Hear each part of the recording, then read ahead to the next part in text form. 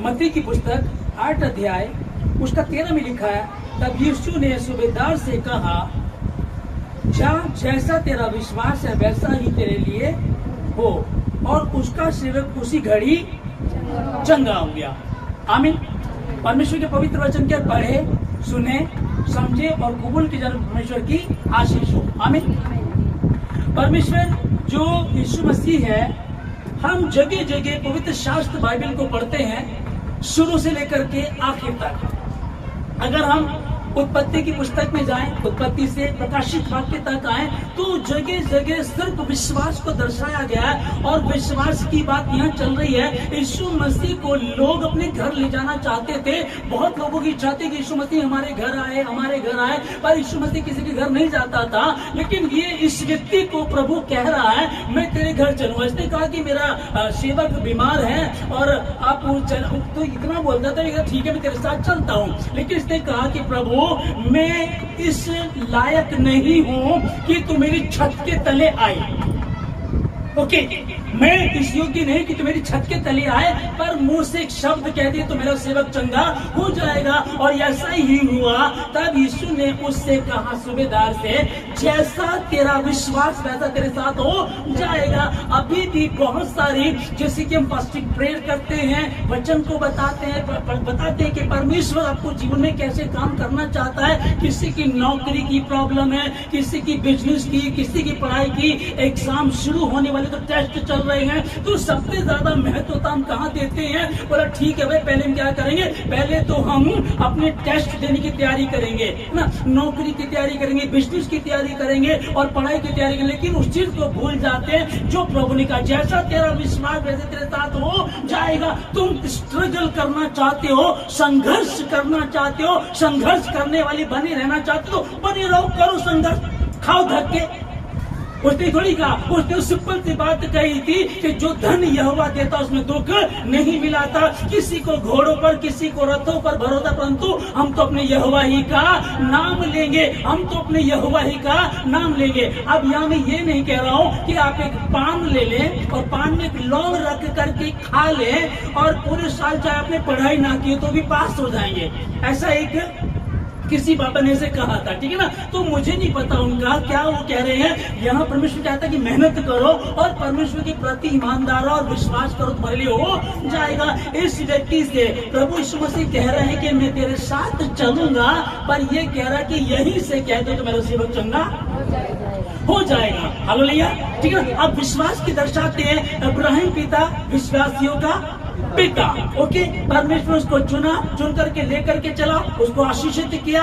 और जब उसके यहाँ बच्चा नहीं होता था और जब लंबे समय बाद 100 साल की उम्र में बच्चा हुआ, एक दिन परमेश्वर उसको बोलता है, कहता है कि मैं जिससे तू, जो तेरा बेटा है उसे ले और उसकी बलि दे दे। ओके, यहाँ ये कोई बात नहीं करता है, ये ठीक है प्रभु आप कह रहे हो, ठीक है दे, है ना। अभी यहाँ विश्वास की बात चल रही है। एक व्यक्ति अपने बच्चे को लेकर के प्रभु के पास आता और कहता है, यदि तू कर सकता है तो कर दे, यदि तू ठीक कर सकता है तो कर दे। यदि लगा दिया, तब प्रभु ने उससे कहा, यदि का क्या मतलब है? ठीक कर सकता है क्या मतलब है? क्योंकि विश्वास करने वालों के लिए सब कुछ, आमीन, विश्वास करने वालों के लिए सब कुछ संभव है। इसी विश्वास को कि परमेश्वर ने अब्राहम से कहा अपने बेटों को ले और उसकी बलि दे दे, है ना। उत्पत्ति 22:5 में वो क्या कर रहा है कि चला जाता है, लेकिन जब वहां पहुंचने के बाद उन सेवकों को जिसके साथ होते हैं, अब्राहम अपने बेटों को लेकर जाता, साथ में सेवक होते हैं। सेवकों को कहता है कि तुम लोग यहाँ ठहरो, ये लड़का और मैं अभी परमेश्वर को दंडवत करके लौट रहे हैं। जबकि परमेश्वर ने क्या बोला? परमेश्वर ने बोला कि इसकी बलि देनी है, लेकिन ये क्या कर रहा है, ये क्या बोल रहा है? अब ये समझिएगा ध्यान से इस चीज को। पहली आयत हमने पढ़ी, सूबेदार कहने लगा मेरा सेवक बीमार है, यीशु मसीह ने कहा मैं तेरे साथ चलूंगा। लेकिन उसने कहा कि प्रभु तो यहीं से कह दे तो मेरा सेवक चंगा हो जाएगा। प्रभु ने कहा जैसा तेरा विश्वास, आमीन, हालेलुया। परमेश्वर ने स्वयं कह दिया अपने बेटे की बलि देनी है। वो इम्तिहान था, बलि लेनी थी नहीं लेनी थी, क्या होना था, ये सारी बातें परमेश्वर को पता, अब्राहम को थोड़ी पता थी। आपकी रिपोर्ट है वो पॉजिटिव आ गई है, बता रहे हैं कैंसर है कैंसर है, डायबिटीज की प्रॉब्लम है, ये नहीं जाएगी, आपको हमेशा दवाई खानी पड़ेगी।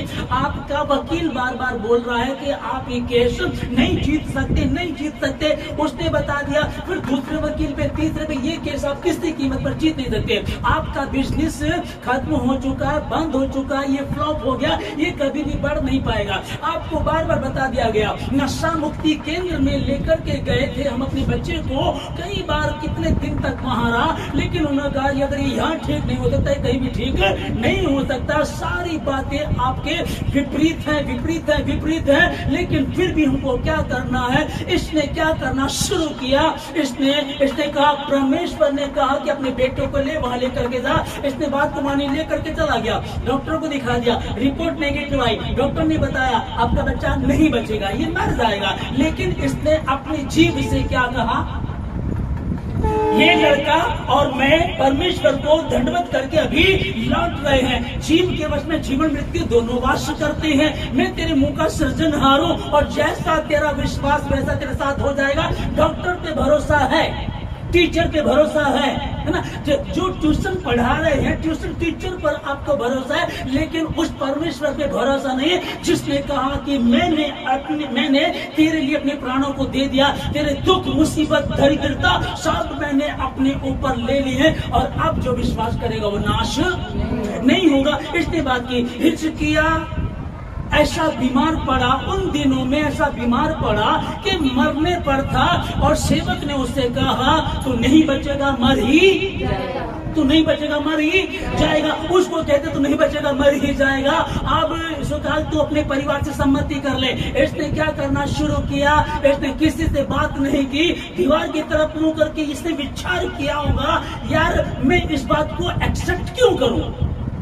स्वयं परमेश्वर ने कहा, यशायाह यह बताने आया, उसके बाद भी इसने स्वीकार नहीं किया। मैं एक्सेप्ट नहीं करता, मैं स्वीकार नहीं कर रहा हूँ, मैं रिसीव नहीं कर रहा हूँ। तूने कहा ठीक है, परमेश्वर ने कहा ठीक है। इसने याद किया होगा, अरे जब याकूब अपनी पत्नियों को, अपने बच्चों को, अपनी संपत्ति को लेकर के लौट रहा था, तो उसका भाई 400 लोगों को लेकर के उससे मिलने आया, और ये सोचने लगा वो मुझे मार डालेगा। इसने रात भर प्रार्थना की और स्वर्गदूत की सुबह तक लड़ता रहा, प्रार्थना में लड़ता रहा। स्वर्गदूत का पैर पकड़ लिया था और कहा जब तक तू मुझे आशीष नहीं देगा तब तक मैं तुझे। इसने विचार किया होगा, इस्राएल अर्थात याकूब ने परमेश्वर के पैरों को पकड़ लिया, जब तक तू मुझे आशीष नहीं देगा तब तक मैं तुझे नहीं छोड़ूंगा। और अब्राहम, इसहाक, याकूब का परमेश्वर वही परमेश्वर बदलता नहीं है। याकूब का दादा अब्राहम को जब कहा था इसहाक की बलि दे दे, तो उसने रिसीव नहीं किया था। हालेलुया। उसने इस बात को रिसीव नहीं किया। उसने क्या करना शुरू कर दिया, नहीं कुछ नहीं होता, कोई बात नहीं, कोई फर्क नहीं पड़ता। इसने प्रार्थना करना शुरू किया, किसी से बात नहीं की, दीवार की तरफ विचार करने लगा। अब्राहम से उत्पत्ति की पुस्तक में, तौरात में लिखा हुआ है, अब्राहम को परमेश्वर ने कहा था अपने बेटों को उसकी बलि दे दे। लेकिन 22:5 में हम पढ़ते हैं, 22:5 में लिखा हुआ है कि ये लड़का और मैं, हम दोनों दंडवत करके लौट रहे हैं। उसका विश्वास, जैसा तेरा विश्वास वैसा तेरे साथ हो जाएगा, और वो बच्चा जिंदा लौटा। आमीन। अब इसने हिचकिया ने जब प्रार्थना करना शुरू किया, हिचकिया की प्रार्थना में आप समझिएगा, इसको बता दिया है जब परमेश्वर कह रहा तो उसको मर जाना चाहिए।